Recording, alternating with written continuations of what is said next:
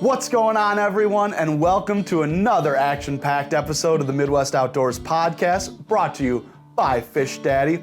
I'm Jim O'Neill, and guys, we have an absolute loaded show this week. It's Musky Madness at the show this week. It's November, the weather's dropping, the temperatures are cooling down, and those big prehistoric fish are starting to roam. Whether you fish lakes with Cisco or perch, it might depend where those fish are at right now, but if you find bait, the fall feed bag's on, like we've been talking the last few shows. But this one, we're gonna have a focus on those big toothy critters, those muskies. In fact, we're joined by a couple awesome guests today, including Jim Saric, the muskie hunter himself.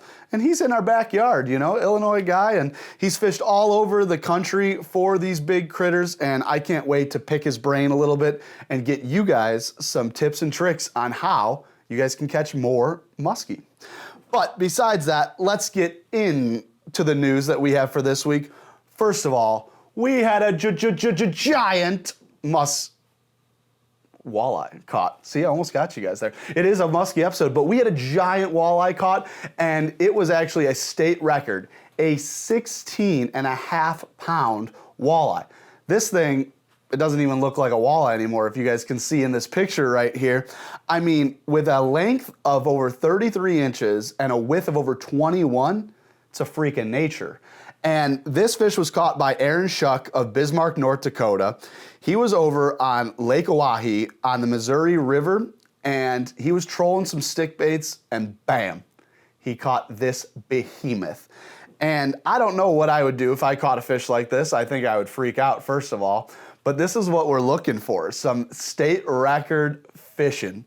And because we're a little light on the records and the news this week, guys, this is where I gotta tell you that you need to start fishing. This is the time of year. It's great. You know, my two favorite times to fish: the pre-spawn, when those females are fat as can be and they're aggressive because they're not going to eat when they're on the beds, and then in the fall, when that fall feed bag is on. And proof is in the pudding. They caught the big fish in the fall. The guy's all dressed up in his ice fishing gear, it looks like. So it might get a little cold, the weather might be a little rough, but this is the time you want to get out. Speaking of going out fishing, this weekend's Veterans Day, and this has always been an important weekend for me. You know, my grandfathers served in the military, but beyond family, our freedom, right? As Americans, I get to sit here at this desk, do a podcast. We get to fish tournaments for money. You know, you get to choose what you want to do as a job in America. It's because of our freedom. It's because of the generations after generations that have given their life and have protected us and given us these freedoms. So besides just shaking a hand and saying thank you, if you guys have the time, take a vet out fishing, take them out hunting, you know, talk to them, see what's going on in their life, you know, because they did so much to us, and it's easy to just go on and forget about it, but they will remember that handshake. They'll remember that thank you. And of course, if you take them out to enjoy the outdoors, there's really nothing better. We had a couple tournaments here in the Chicagoland area, and although they weren't giant, I wanted to talk to them. I wanted to talk to you guys about them because we have city fishing here, you know? We have a giant metropolitan area with skyscrapers all over, yet there's this big thing called Lake Michigan right downtown, and so many individuals forget that, you know? And we have great fishing in the city. I think it's most famous probably for the perch fishing that happens in the summer and the late fall. We have obviously great trolling and salmon and trout opportunities, but the bass fishing, right? There's no secret. There's incredible smallmouth fishing up in Green Bay and up in Wisconsin, and there's incredible smallmouth fishing up in the Traverse City and Michigan area. But what about down south? What about in this little cup we have? It's great. It's great fishing. And it's the only difference has been that there wasn't giant fish. You know, you could catch plenty of smallmouth here and some largemouth in the harbors, but you weren't going to catch those 5 to 6 pound smallmouth. That's why people were going where? Well, those 6 pounders are being caught now. In fact, there was one caught this week in the Lake Michigan Championship, and I was able to grab Eric B., this 19-year-old angler from the Chicagoland area that has been putting a hurt on catfish, on bass. The guy just likes to fish. He's obsessed with fishing, and that's why I love watching what he does. So we're going to be joined in this week's tournament wrap-up by Eric B. All right, guys, we are joined by Eric B. as we know him here. I'm not even going to try to say this last name because it's just got too many letters. It's probably easy, but Eric, what's your full name, buddy? Eric Burstowski. Burstowski. And Yep. Eric, thanks for coming on with us. And you did a little something this weekend. Yeah, it was fun. It was very fun. So to anyone who doesn't know, Eric is an angler here in Illinois, and we have a tournament series right down my street here on Lake Michigan and on Lake Calumet, and they had their championship this week that was postponed, correct? A couple times, but thank God it got postponed because I had an open. So they and the further it gets pushed back, let us go in November because fishing's good. Absolutely. So it was a bass tournament on Lake Michigan. And it's funny you said it helps you get pushed back because, yeah, like you said, every week fishing conditions change and your availability obviously changed. But let's tell the people what you did this week and what you caught. I won the CalSag Bass Anglers Championship. I won by 3 pounds, I think. I had a total of like 28-something pounds. Set the record for the largest 3-fish limit ever on Lake Michigan with 1569. And I caught the biggest smallmouth of my life on day 2. With a 644, that was pretty cool. I wasn't hyped about it at the time, but like when I caught it, like I scooped it and it was as big as my arm, and I was like, "That's a 6." Like I put it at like I've seen a 6-pounder, I've seen 2. I caught one earlier this year, and then my buddy caught one last year in Door County. Both of those were in Door County, but I wasn't really freaking out, but I was freaking out, and yeah, it was crazy. I mean, I know that you don't see smallmouth like that on our south end. I hope we see it more because it's getting better and better. And yeah, I mean, it's crazy. Everyone was so stunned at weigh-in, but I was like, damn, it was fun. Fun 2 days of fishing for sure. I was out there today because it was so fun. And it wasn't as good. It wasn't as good today, but it was fun today. Yeah.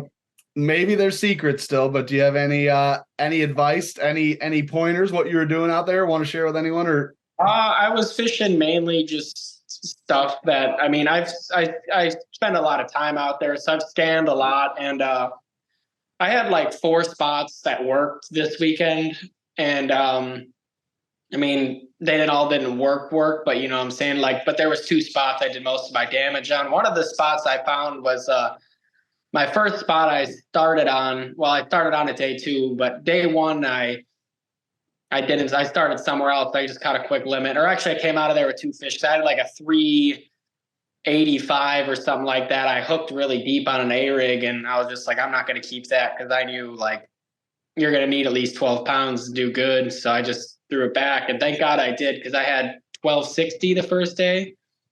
And yeah, but going back to that first spot, I scanned it in the summer, and I caught a lot of little ones there in the summer, which was weird. But on Lake Michigan, especially on this goes for anything, but where you're catching like little ones, like 1-pounders, like that's where you usually catch like a 5-pounder.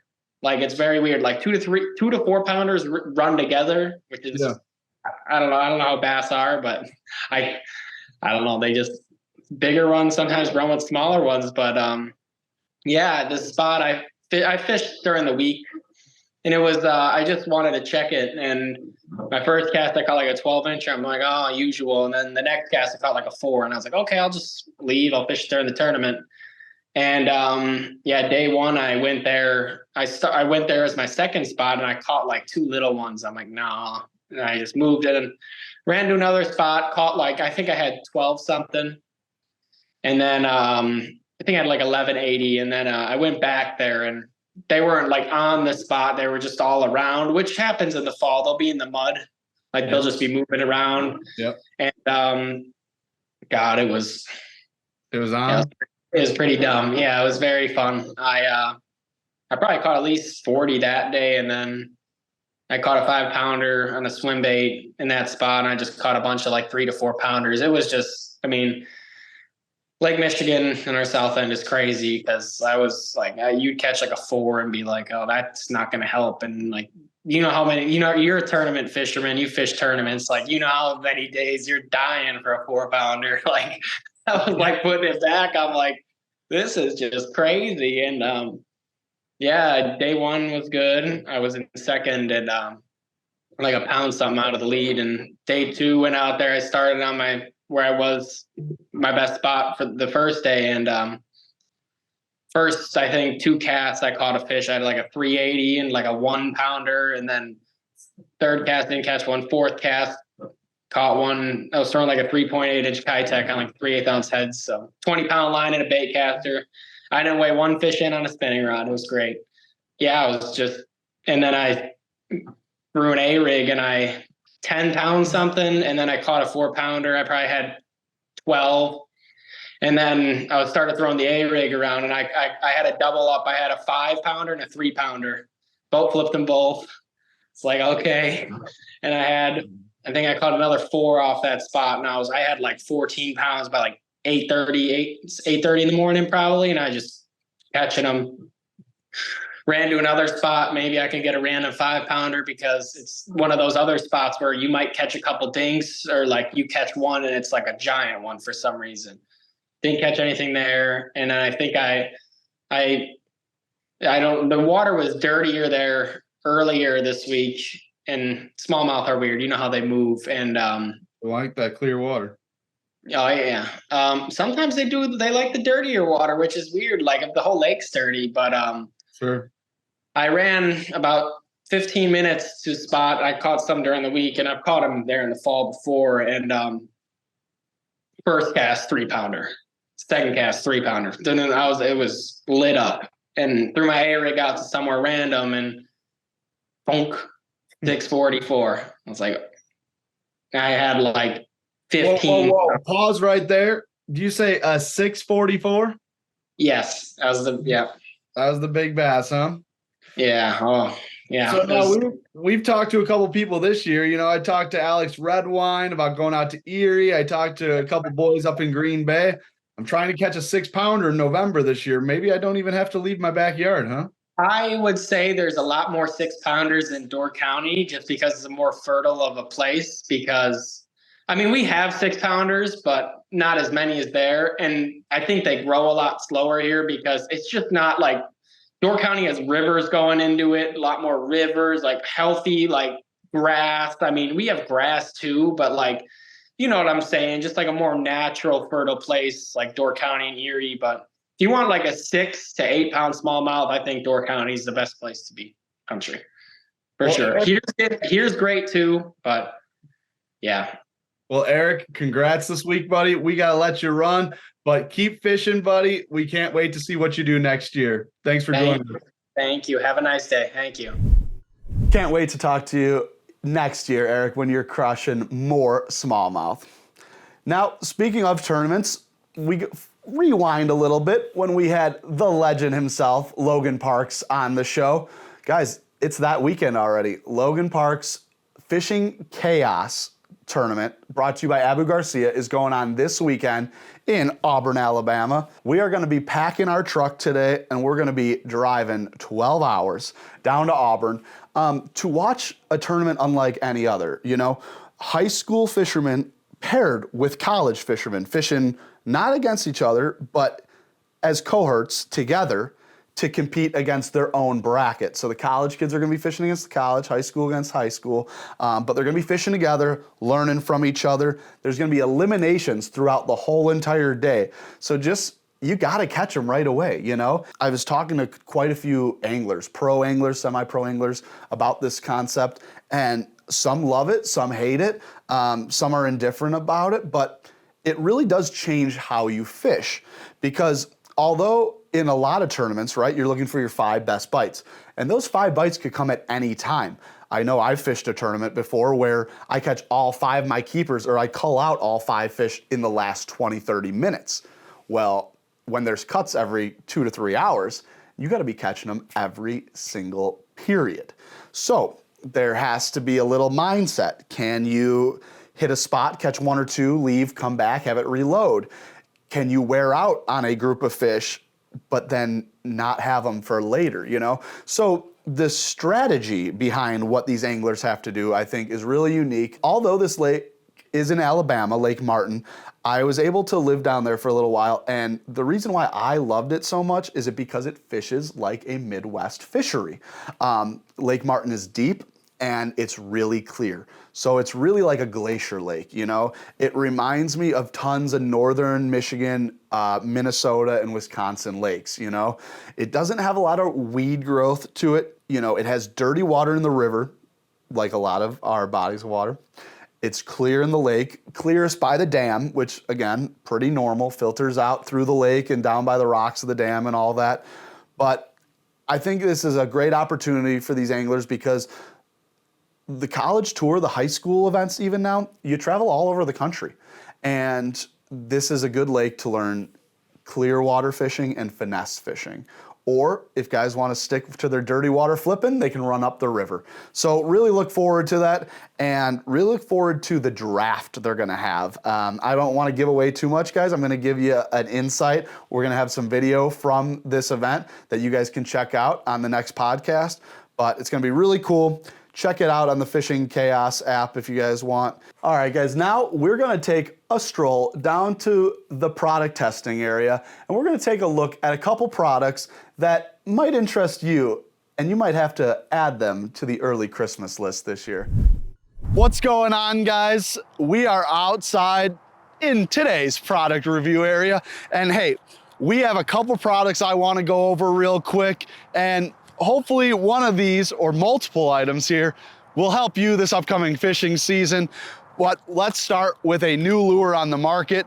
It seems like everyone's getting excited about swim baits these days, and this is from our buddy John Cruz himself. This is the Megla John, okay? This is a 6-inch swim bait. It's soft plastic. It's got a wire in it. It's got a treble hook on the bottom. In fact, this one has a cool feature where it has a magnet that you can screw in or leave out. It's up to you. And if you do choose to use that, what that does is the hook actually rests on that magnet. That magnet keeps the hook up. So you get better hookup percentages and less weeds on your hook while you're fishing this. This style bait is getting very popular. You can fish it fast, you can fish it slow. You kind of get to choose on where you fish it in the water column. So if you guys are into soft swim bait fishing, check out Spro Lures and check out the Megla John.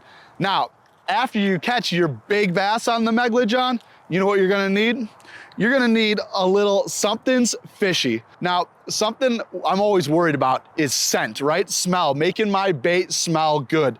Now, if you're messing around with your boat, if you're cleaning it with chemicals, if you're putting suntan lotion on, or if you're touching gasoline or oil, it really does. Guys, this is not, they're not paying me anything. You test this out yourself. Whether you're a smoker, you're a mechanic, it doesn't matter what nasty smells you have on your hands, including obviously fish themselves.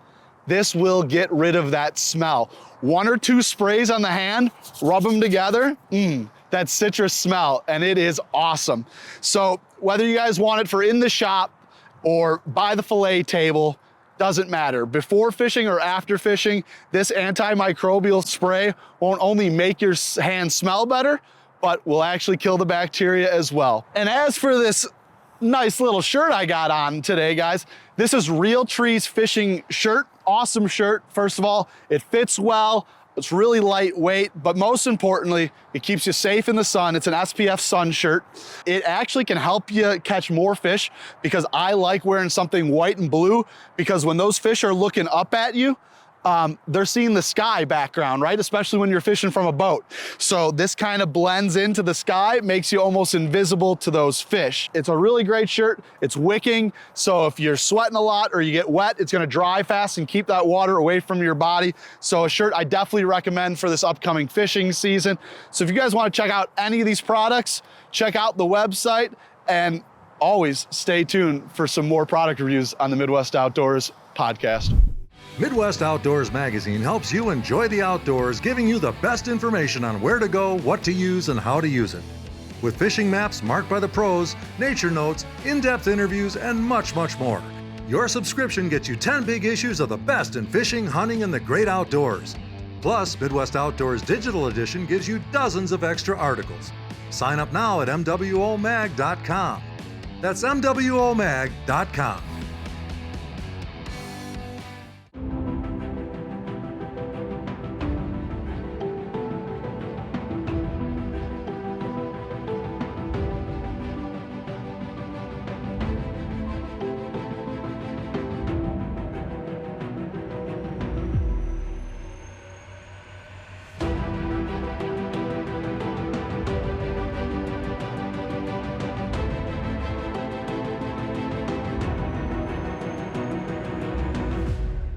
All right, guys, welcome back from that quick commercial break. Thanks for watching. And hey, it's never too early to start stocking up for ice fishing season this year. So make sure you check out fishdaddy.outdoors.com and get all those great supplies for this ice season.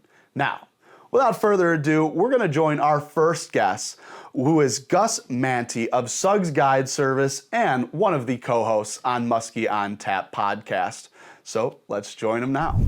All right, everyone. And I felt like it was only fitting that we tied together the first podcast for Musky with another Musky podcaster and fisherman, of course, himself. Everyone, welcome Gus to the show.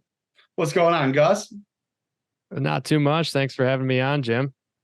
Of course, I appreciate it. And to anyone who doesn't know, Gus is from the northern Wisconsin area, if I'm correct, somewhere in the Rhinelander area. Is that where I read? Yep, Rhinelander, Eagle River, Minocqua, kind of that little triangle area of lakes. Absolutely. And you run your own guide service, Suggs. Yep, that is correct. Suggs Fishing Guide Service. The Suggs stems from an old nickname I got way back in the day. It's just Gus backwards, SUG. Hey, keep it simple, stupids. Keep it stupid simple, right? Right. So what lakes do you guide up there mostly? So, well, I usually don't like to give away all the secrets, but I mainly guide out of the Eagle River, Three Lakes, St. Germain, Phelps, Conover, kind of more region of Vilas and Oneida County. So, because if you just look at a map there, you're already going to see, 50 plus lakes there. I got on quite a few. I try to keep it fresh and try not to hit the same lakes every single day.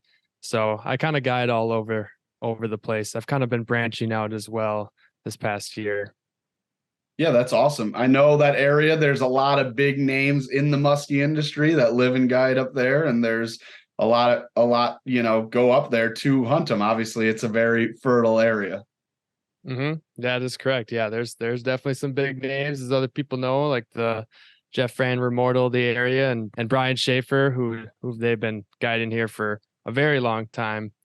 And yeah. Let me ask you something. All right, I've heard this through a couple people now. Minnesota likes to claim that they are the place to go for muskie, but then I hear a lot of people from Minnesota complain about how few numbers they catch per year. But then I see guys in your area of Wisconsin and some people on St. Clair in Michigan where it looks like you can have a 10 to 20 fish day, or you can go a week without catching one.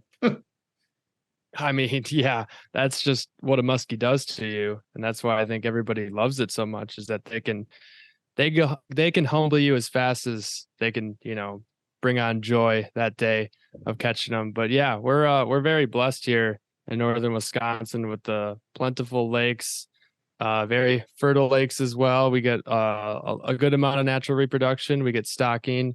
The numbers are very good, and yeah, the fishing has been really good. So if you could only fish one state, Wisconsin or Minnesota, for muskie for the rest of your life, which one would you pick?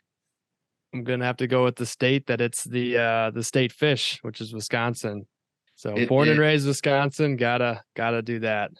Those Minnesota guys, they love their walleye too much. The state fish up there, Yep. All right. So right now we are coming into November and we've already had inches of snow in parts of the Midwest. Yet I see a warming trend coming up at the end of this week. Typically, what is your approach going for muskie later in the season like it is? So more times than not, a warming trend isn't always the best thing for fishing. I'm looking at it as a very good take on keeping some lakes open a little bit later into the season. Everything's well past the turnover period on these lakes, and the fish are becoming a little bit more predictable depending on if you're fishing a lake that's a little bit more sucker, perch, panfish based, as opposed to deep clear basin lake with ciscos or whitefish.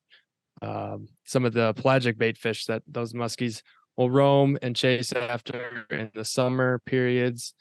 And typically, more times than not, they're going to be setting up a little bit deeper and on some of those steep break lines on the lakes. And sometimes that's not, 100% the case. There's no hard, fast rules in muskie fishing. But one constant that I look for in the fall, because I think it's the absolute most important, since these fish do start to school up a little bit, is that I'm looking for bait on my electronics, clouds and clouds of bait, whether that be, big schools of perch, ciscos. Sometimes you can see walleyes kind of near the bottom, and that's mainly what I'm looking for. And it's going to be in conjunction with steep shorelines, rocks, timber, wood, cribs. And if you have some green weeds left over, that's actually never a bad option. I have caught them in the weeds and weed edges even well into late November. Okay. So yeah, obviously green weeds, right? Holds the oxygen, holds some warmth. You get a lot of bait going there.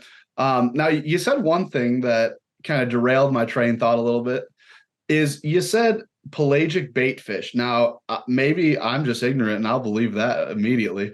But when I hear pelagic fish, I only think of saltwater big fish, right? Like your swords and your marlin. So explain that a little bit. So like a cisco needs a certain amount of they need like a certain water temperature and oxygen level. And in some of those deep clear lakes, they're not like a bluegill or a perch, and they'll be kind of hiding in the weeds. They roam up and down in the water column out deep. They need that deep water. They need to be able to go where there's cooler temperatures. And once the lakes turn over, and typically the ciscos will spawn in that low 40-degree range, which is actually kind of going on right now. The lakes that I've been on are somewhere in that 40 to 45-degree range right now, depending on if you're in a small or big system. And yeah, basically that's why they roam all summer. And then now, once the water is cool enough, they can kind of go wherever. That's what people say. Once the lakes have turned over, there's, the muskies can kind of go wherever. The bait fish can kind of go wherever. So, and Gotcha. that's why I follow the bait so heavily, because that's exactly what those muskies are after. No, absolutely. That makes a lot of sense to me. So you see these fish moving, right? And like you said, they can go anywhere now. So you start breaking it down for finding the bait, and you start, like you said, you start on your swings, your main points, your drops, stuff like that. Does it seem like there is a type of a part of the lake that makes a difference? Like I know in the spring when I'm bass fishing, I look for like the wind blown and the north side because they heat up first, right? Is there something? Oh, gotcha.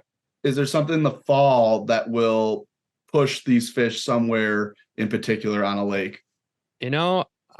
Honestly, I keep myself very flexible, because some of these lakes I know really well, and I know spots on the east, west, north, and south shorelines, and depending on the wind, I'll kind of try the complete wind blown and the complete slack water, I guess you could call it, or where the wind is not blowing in as hard. Whereas say it's a north wind, the South Bay is going to be getting pounded, and the North Bay is going to be calm. But I mean, for example, just earlier today, I was actually out trolling with my dad, and we got one rip and lost it on the windblown, and then we went to the calm area and we got a rip and caught it. So and mainly that was just following the tight knit bait, as I was saying, and sometimes that just kind of depends on the day, really. That's why I try and stay flexible, because the windblown side, it sometimes feels like those bait fish can almost get pushed in a little bit shallower, where the slack water side, they'll kind of, I don't know, they'll be kind of like hanging out on the break lines, and I feel like they can be a little bit more predictable. So honestly, on a given basis in the fall, especially past November, I actually do quite well on the sides of the lake that aren't windblown. Good to know. Good to know. Wouldn't have thought about it. Now, obviously, muskie are pretty temperamental, from what I know, right? What's your idea day? Is it sunny with a light breeze, or is it as nasty as it can be? Do you like a hard cold front like deer hunters? Do you like a slight warm up, as long as it's not too drastic? What are some things that get you going? I know my buddy Keith, big muskie hunter, big into the moon phases, big into the moon. Mm-hmm. Yeah. So actually, we're coming up on a new moon phase. It's going to be very dark at night, and this is going to be a really good period to catch muskies, and potentially multiple muskies in a day. And you'll definitely come to find that in the late fall, with the shorter days and the tighter bite windows, it's harder and harder to catch multiple fish a day, because some of those bite windows in a whole daylight time, it could be 45 minutes, half an hour, where you are actually able to catch a muskie. And Right. that's when it becomes quite difficult. And the two key things that I look at, one is for sure moon phases. I look at the moonrise, moonset, moon underfoot, and moon overhead. If I have one or two of those, you typically will have, two of those throughout the daylight time. That's what I'm keying in on. And then also you're going to have some weather shifts, and that's typically a mid-morning wind shift. It's usually starting out calm in the morning, then the wind picks up. That's a really good time to be keying in on. And another one is when the wind dies down, which is usually just right before sunset. Yep. And if you can get those to coincide with moon, that's like where you start to get a semi quote unquote mega window, where you could pick up a fish or two in a very, very short amount of time without even having to move your boat far. And of course, this all boils down to what I was saying before. If you're finding the bait and you're marking muskies, you're in the right spot. This is not a time of year to lake hop or switch spots a lot. I'm fishing probably, if I fish a good whole day, I'm fishing 2, 3, maybe 4 spots in a day at most. Where in the summer, I'm fishing 12, 2 dozen, probably 2 lakes in a day, sometimes 3.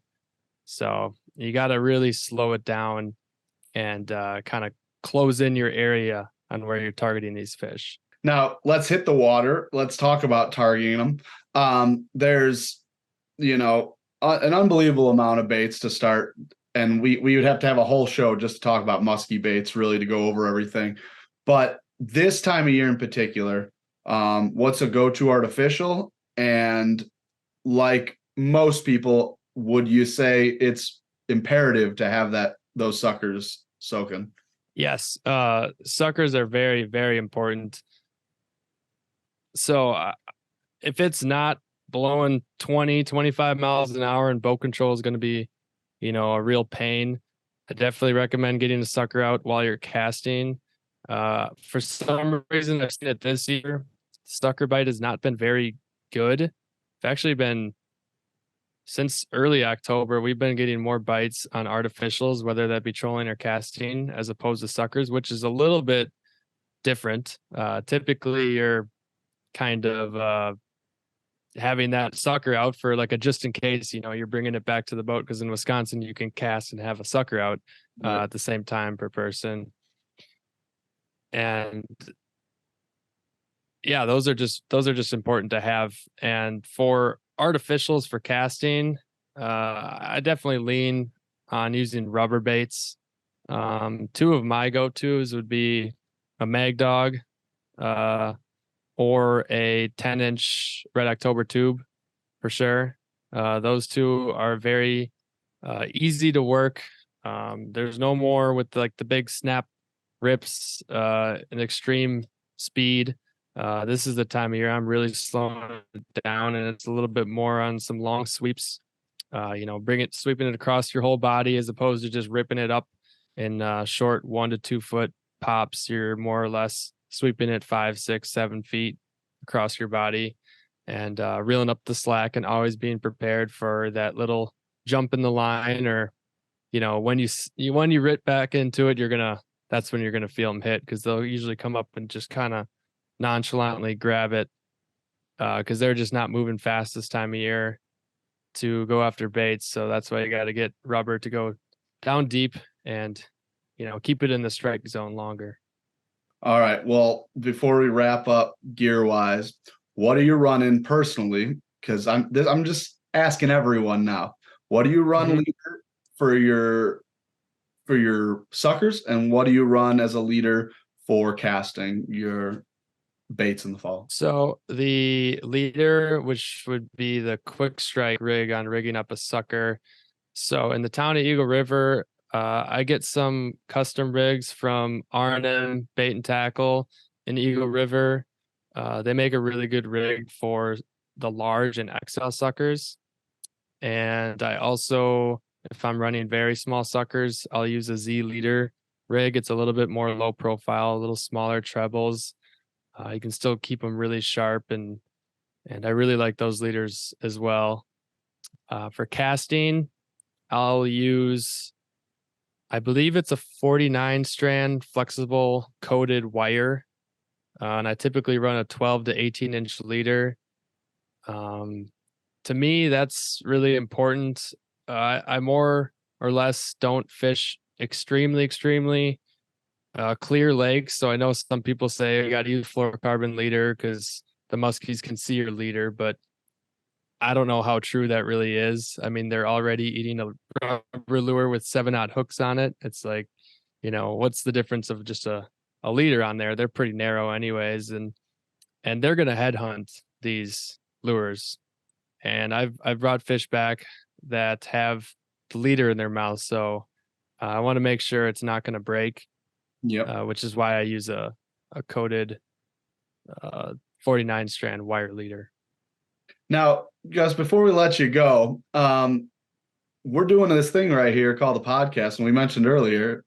Tell me a little bit about Muskies on Tap. Sure. Yeah, Muskies on Tap is a podcast that my brother Max and good friend Brian started earlier this year. I believe we started early May. And more or less, we just kind of wanted it as an outlet to just talk muskie fishing and just bring out our passion of the sport. And we would always go on these adventures on the weekends and such, and we'd recap them anyways, like over the phone on the way back.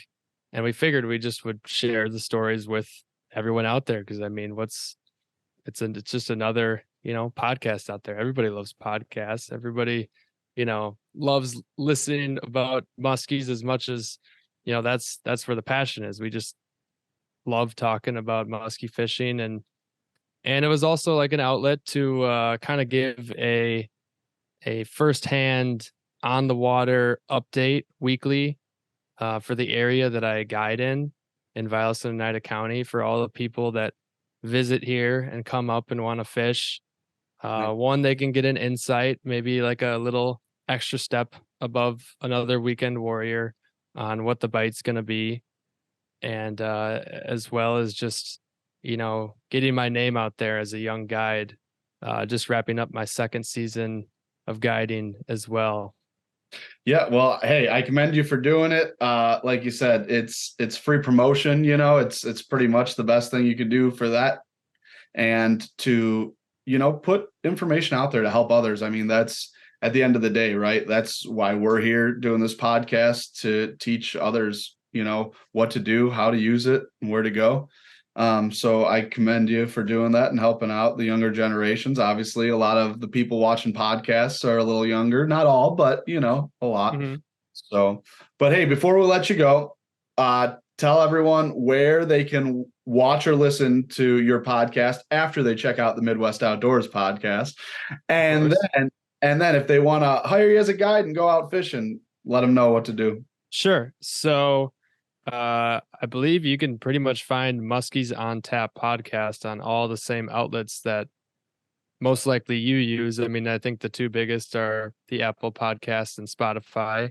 Yep. And I know there's a few more. I send it out to quite a few outlets. And for my guide service, you can find my website, which is www.sugsfishing.com, or you can either shoot me a text or give me a phone call and voicemail if I don't answer to 920-264-3816. Now, everyone, don't be harassing this man. Blow him up if you need to catch muskie. Gus, you single? Do we need to tell the hot ladies to give you a call, or are you off this chart? No, I am single.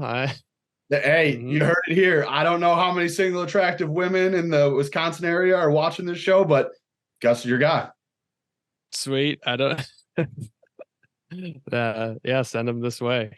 All right. Well, hey, Gus, thanks for joining us. We'll have to do a little collab one day and hunt some muskie together, Midwest Outdoors and Muskie on Tap. Sure, that would be awesome. Love to have you in the boat.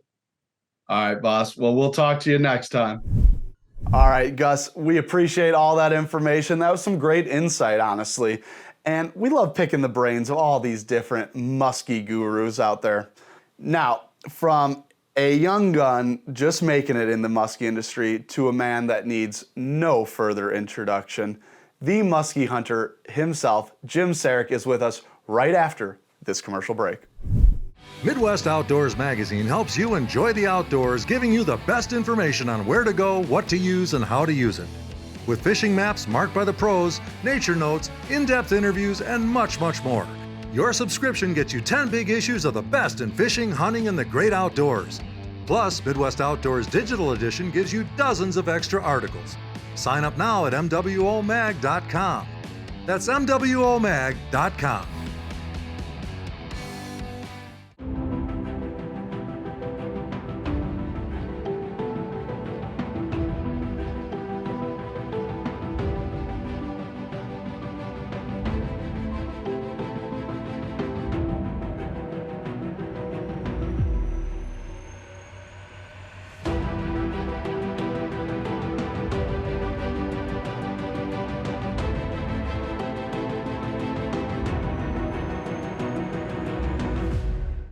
All right, everyone. And as promised, we are joined by the muskie hunter himself, Jim Saric. Jim, what's going on? I'm doing great. How are you?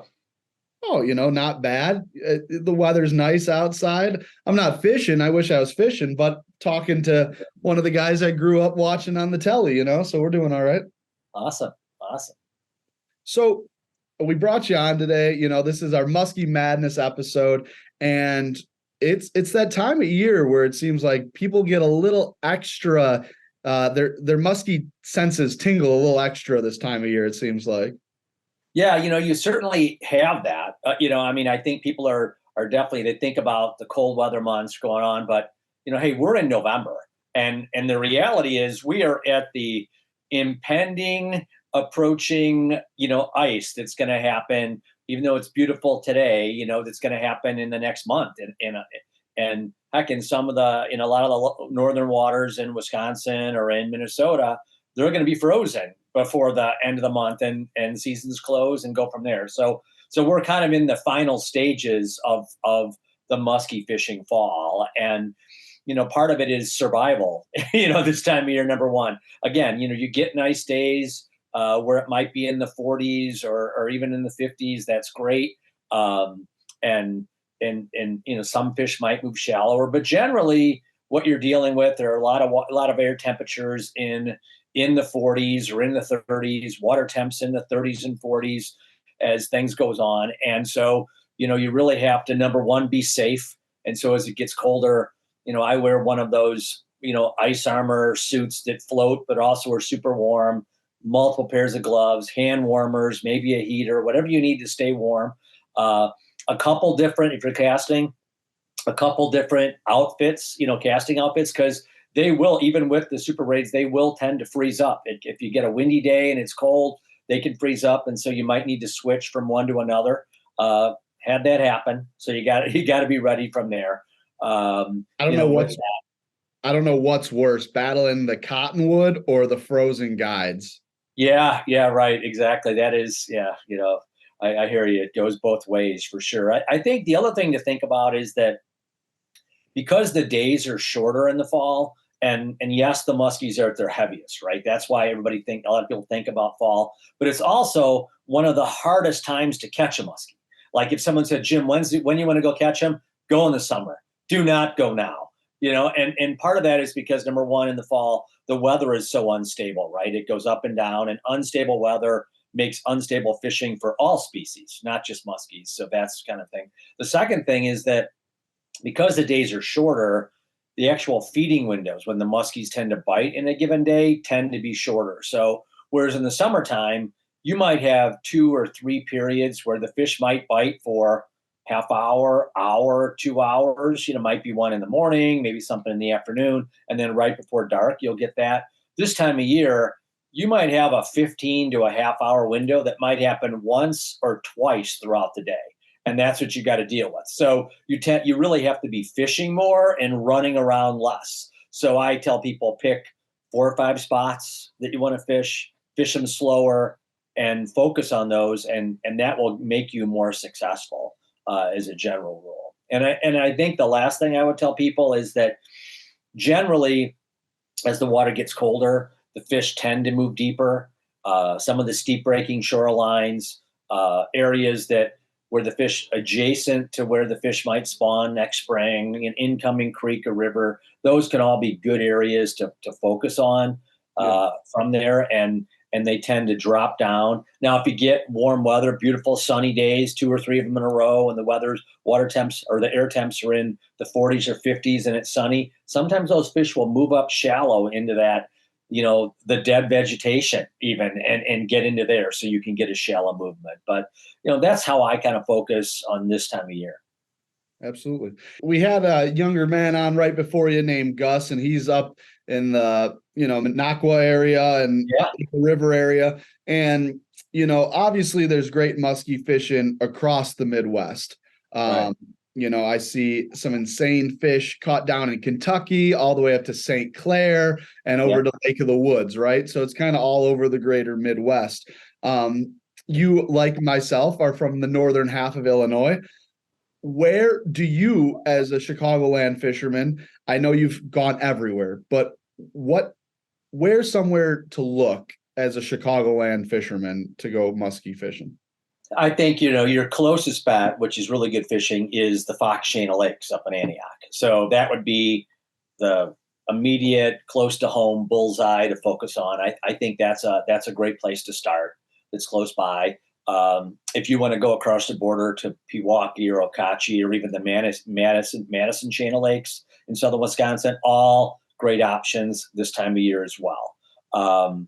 And certainly that's closer. If you want to travel, obviously you can go up to the northern Wisconsin, Minocqua area. You can go to Minnesota, Canada, do all that. Or people don't always think about going north, but if you think about, if you live in northern Illinois, your drive to Lake St. Clair is identical, if not shorter, than the drive to northern Wisconsin.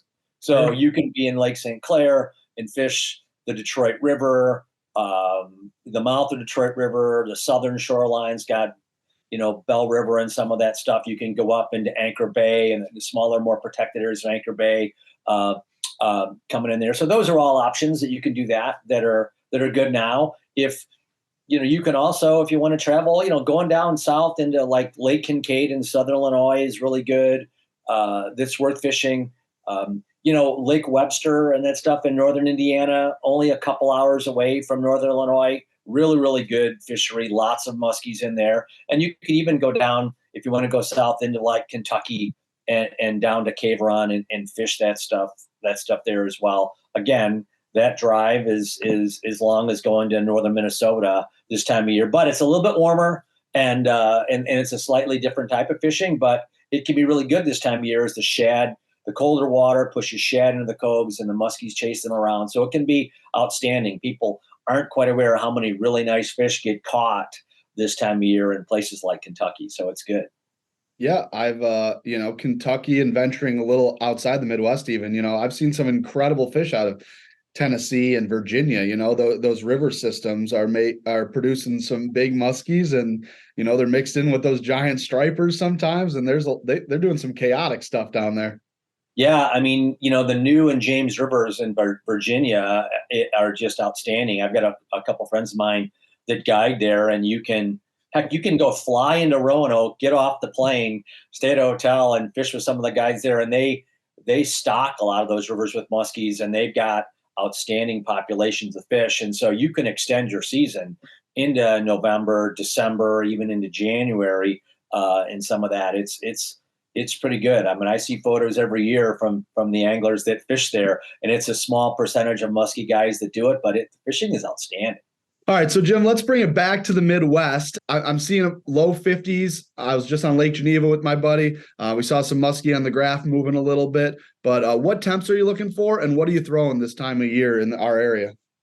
Yeah, I think that, locally you're going to see those temperatures in the low 50s, and they're going to start dropping into 40s and ultimately into the high 30s before everything freezes. So I prefer more, kind of gradual dropping temperatures rather than just, let's say, hovering around 52 and being stagnant. I think it's better when they start to drop.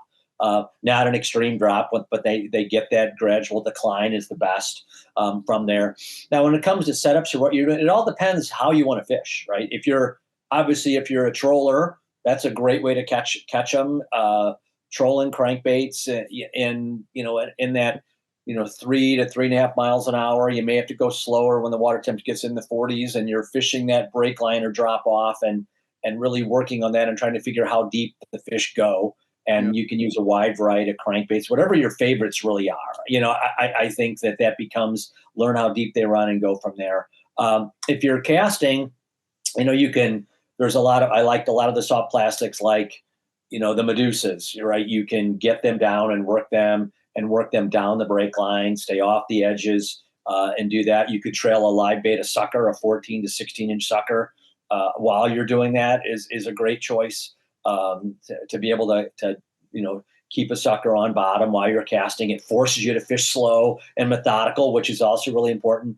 I fish a lot of crankbaits, like depth raiders in the fall. I'll do that, or even big 9 or 10 inch minnow baits, pulling and jerking a big minnow bait, or I like glider jerk baits, like a lot of the KS tackle, the round nose jerk bait, which is about an 7-8 inch jerk bait with the tail on it, makes it like 8 to 9 inches. The slow gliding with the paws. So gliding jerk baits, big soft plastics like the Medusas, and crankbaits are kind of my mainstay when I'm casting. And I'll focus on, I'll still fish weed edges, particularly areas where the deep water swings in. Those weeds will stay green.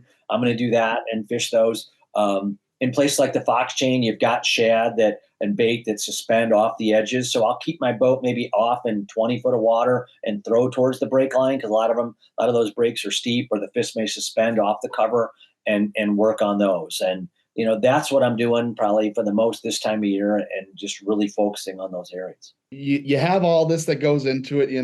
It seems like bass fishermen like to spend money. Musky fishermen definitely love to spend money. So all this goes into it. And then you talk about it being the fish at 10,000 casts. I think mindset in fishing is so important. You brought up your favorite baits, right? Like confidence is so key in any type of fishing. But I have to believe, especially musky. So my question is, where you've done it so long, you've been out on so many days that I know you haven't caught fish every day. How do you get that mindset to where you have to grind it out for this one giant prehistoric monster? Yeah. I think that a couple of things, number one, you got to lose the mindset of the fish at 10,000 casts, right? I mean, that it can feel that way. Right. But like everything else, it's not, for example, in our backyard in the Fox Chain, or if you fish southern Wisconsin, Madison Chain or Pewaukee or any of that, they stock a lot of these lakes. And so you've got really good muskie populations in there. So you have opportunities to catch muskies. So your first choice thing is go to a lake that's got muskies in it, right? And it has a decent population to avoid the 10,000 cast thing. The second thing is that you got to remember that these fish are creatures of the edge. They may not always be way up in the weed cover or way out in open water. A lot of times the weed edge or the break line or drop off, that edge is kind of a highway.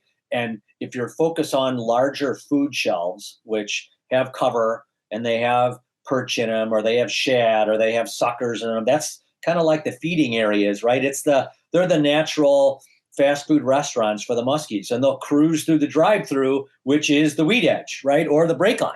And so you got to focus your efforts on those edges, right? Again, not that the fish can't be behind you in open water or super shallow, because they can, and they're muskies and they can be everywhere, which makes them tougher. But focus your efforts on the edge. And then, I tell people the musky lures are like tools. You can spend a lot of money on musky baits. Don't get me wrong; they're crazy expensive.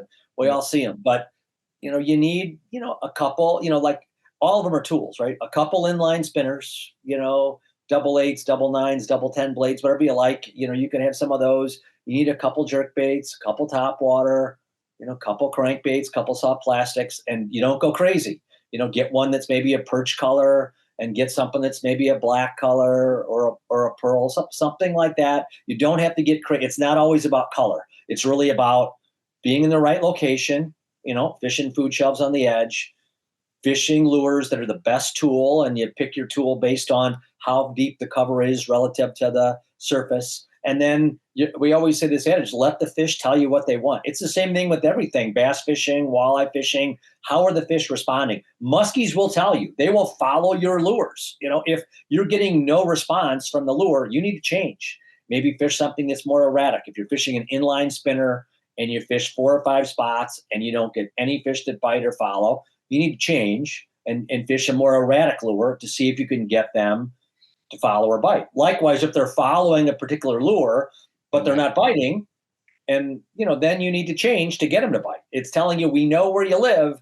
You got to return multiple times and try to catch them. So, that's kind of how you got to get that mindset. Now, on any given day, as you said, you can have a really tough day where they're just not showing up and it becomes this grind. So how do you live through the musky fishing grind? And I hate the grind, hate it, absolutely hate it, from there. And so this is where things that there's environmental factors, biometrics that kind of trigger muskies to be active. So like, for example, weather changes, sunrise, moon, wind changes, weather changes, when the moon rises and sets, or the moon is directly below your feet or above your head. So all these factors tend to kind of make muskies more active at certain times of day. And so a friend of mine developed this Muskie Hunter TV app that's free. And it took all these environmental factors, and it also brings in your local weather. Wherever you are, it'll bring in the real-time weather along with when's the moon going to rise or set, what's the weather trend been, what's going to happen, and it will kind of compile each one. It does this mathematical formula to kind of predict how the activity may change, go up or down throughout the day. So if you're in a tough day and you've been fishing for 4 or 5 hours and haven't seen a fish, I'll use that app and say, oh, the moon's going to rise at 4 o'clock. And so between 3:30 and 4, I might have a peak. Or the moon's going to set at 5:30 and so is the sun. So there's going to be a strong evening bite. It may decide, do I need to take a break at noon and have lunch and kind of just get my head back in the game? Or do I need to keep fishing? So I'll use that to help make it through the day and to help predict, when the fishing may be the best. Doesn't always work. It's just math, right? It's not, the muskies don't read magazines. They don't watch TV shows. They don't do any of this stuff, but it does help predict these. It's amazing how these biometrics that exist, the environmental factors, the muskies are very keyed in being an apex predator to those, and they feed around those. So you can predict when those fish may be active. The fish don't know it yet, but when they may bite, and it happens a lot. And so it's how I filmed my television show for years, not only fishing great spots, but being able to predict when is the best time on any given day going to be, or what are the odds of it being best? Yeah. And, we've talked to a couple people now on this show, and a couple people that I've talked to that guide muskie, and it really seems like three things keep getting brought up. One is find the bait, find the food source, especially in this fall, right? Number two is, like you said, those weed lines. There might not always be hugging on them or in them, but they're around it usually, whether it's a little deeper or a little shallower or right on it. And third is this moon thing. I think all fishermen and hunters get into it, but you muskie guys really key in on what the moon's doing. Yeah, the moon is it's so for years, I 20 something years, I've taught muskie fishing schools. And I've taught them during the day, and I've actually done them at night, and done them in the early season, and done them in the middle of the season and fall. And so what we do is, I'll give you an example. We teach a school in the summer in July on Lake of the Woods, and they'll have 25 guys there, and we catch 150 muskies a week, right? And what happens is we have all the time when the moon's going to rise and set, and we let everybody know every day. And let's just say it's a sunny summer day in July, not a cloud in the sky. The moon's going to rise at 3 o'clock. And every day we come back in about 4:30 and have dinner, and then we go back out in the evening, and we log every muskie that gets caught, right? We write down the length, the time, the date, and the time it gets caught. And so people go out fishing from 8 in the morning till 4:30 in the afternoon, and the moon's going to rise at 4. It's amazing how many muskies, if let's say there were 15 muskies caught in that daytime fishing period, you might have half of them being caught within a 20-minute window or a 30-minute window on Lake of the Woods, everyone fishing in different spots. When we did the same thing in northern Wisconsin, we'd have people fishing on 8 or 10 different lakes, and all of a sudden a third or half of the muskies got caught in a 15-minute window around a moon period. Pretty crazy how it happened. Also what happened around weather changes, but I'm talking year after year, day after day, seeing that. It doesn't always work. Sometimes that moon window may mean it's the only lazy follow you get, or you catch a small muskie or whatever. But it's interesting that how often it becomes pretty predictable. So it's always a good time to say, I need to be on if you've seen no muskies all day, or you saw one muskie all day, and the moon's going to go up or down at some point, that tells me I'm going back to that's where I'm going to fish at that time. And I can't tell you how many times I saw a small muskie on that spot at 10 in the morning, but the moon's going to rise or set at 7 in the evening, and I go back at 7, and I caught a big one off the same spot. And because the little one just told me, hey, there's a group of them here. He was the only one who wanted to show up and show himself, but in the evening at the moon event, a big one, actually bit. Yeah, like you said, they're a creature of habit, but also can be just, it's fishing, right? Anything can happen. I mean, I'll expose myself right now here. I have muskie fished only officially 3 times, and I have never caught anything throwing giant, muskie baits.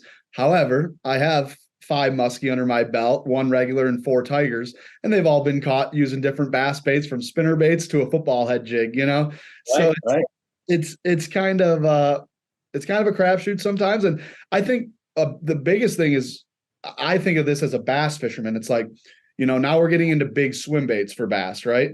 And your bite numbers go down, but your size goes up for the most part.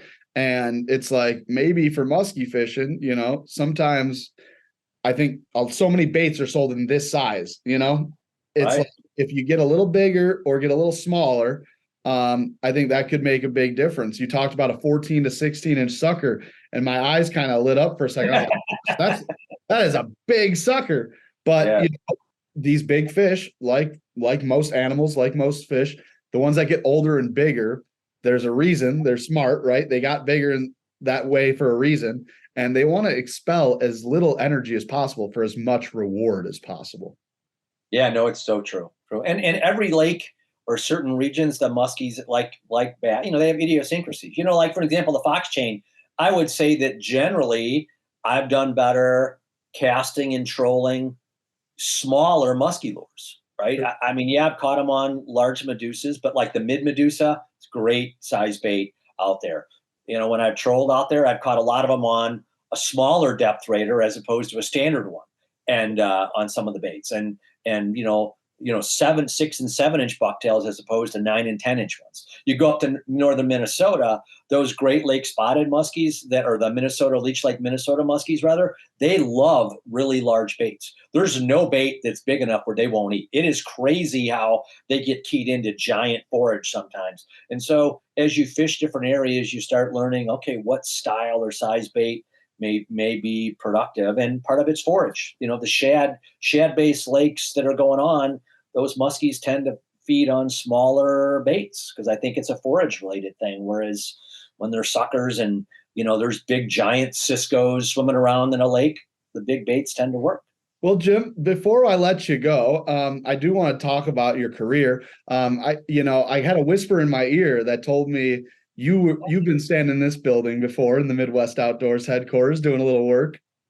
Yeah, I did, obviously, write for the magazine for 20 something years. I did, before I had the Musky Hunter television show, I did television segments with Midwest Outdoors for probably 15 to 20 years. From the minute I kind of got out of college, around there, all the way, in my 20s and 30s. And I did a lot of different, segments. I did a lot of musky segments, but I did a lot of walleye segments and sauger segments and crappie and bass stuff all throughout the Midwest, doing that. So I did a lot of those, and, obviously contributed to the magazine for years. And, then when when I bought Musky Hunter magazine, I kind of focused on that, and the television show kind of took all my time, where I, focused on doing a lot of that. So no, I've been involved with Midwest Outdoors for a long, long time, and a big supporter of everything they do. So glad to help out. Well, it's awesome to have the approval from the Musky Hunter himself. So if people want to check out what you're doing these days, or check out any of your content, where should they look? There's a couple ways to do it. You could, for the video content, you can go to the Musky Hunter television show on YouTube, and you can see a lot of that. The same thing, you're on Facebook or Instagram. If you look for, Jim Saric, the Musky Hunter, you'll see a lot of content there. You can go to muskyhuntertv.com for the website that will then push you in all the directions you need to go from there. And then if you're a musky angler, I'm telling you, there is a free Musky Hunter TV app that we've had, and we've got about 13 to 15,000 users on it to just be able to predict musky activity. It's a fun thing to play with and a tool. And if you want to know when the moon's going to rise or set anywhere and hook it in your web, there's a lot of fun stuff on other content on there that's helpful as well. So all those vehicles are a way to help you catch more muskies. Well, Jim, thanks for joining us. Before I let you go, I need to know, what's the PB muskie? My personal best, my longest one is a 58-incher that probably weighed, 44, 45 pounds. My heaviest one was a 53-pounder that I released as well. But that one was like 56 and a half inches long. So I've been pretty fortunate to catch some really big ones. And yes, on the flip side, I've had some days where I haven't caught any. Well, when you're on the water as much as a professional fisherman is, you have a few more opportunities to catch them. And Jim, at some point, I'd like to get into it with fishing with these new sonars and forward-facing sonar and everything, but that's for another discussion. I want to thank you for joining us, and we'll check in soon with you. All right, thank you. Appreciate it. All right, and check out our social media, guys. I think next week, our Throwback Thursday, might have to be one of those older clips from Jim. All right, Jim, well, till next time, tight lines. Midwest Outdoors Magazine helps you enjoy the outdoors, giving you the best information on where to go, what to use, and how to use it. With fishing maps marked by the pros, nature notes, in-depth interviews, and much, much more. Your subscription gets you 10 big issues of the best in fishing, hunting, and the great outdoors. Plus, Midwest Outdoors Digital Edition gives you dozens of extra articles. Sign up now at mwomag.com. That's mwomag.com.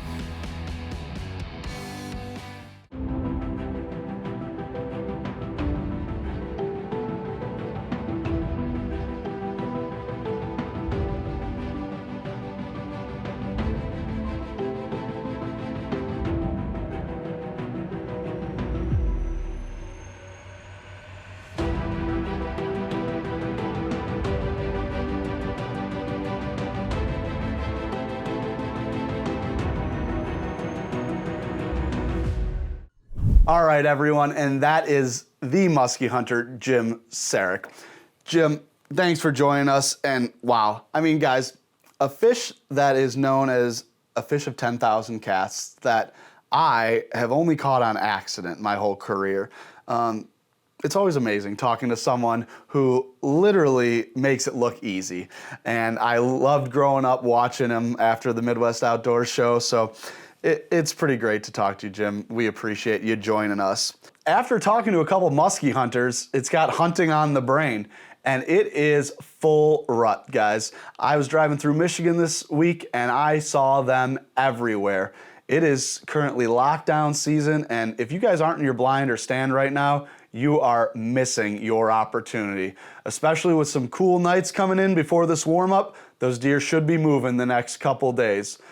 Gun season's opening up and has opened up in a bunch of states across the Midwest, so make sure you check your rules and regulations. Speaking of driving through Michigan, not only did I see a ton of deer, but I saw a flock of 500 to 600 sandhill cranes, both standing, sitting, taking off. They were doing everything, but it was magnificent to see. They were all in this farmland, and there was about 4 to 5 cars pulled over to watch them, and it just made me think of how great it is our conservation efforts, right? Whether it's the groups that are fundraising or the Department of Natural Resources putting in rules and regs to make these birds more available and more abundant, and the hunters from staying off of them and, you know, providing the help and the fundraising that gets this together.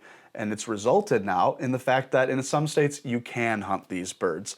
And from what I've heard, they're the ribeye of the sky. But conservation like that across the board is helping us and helping the animals.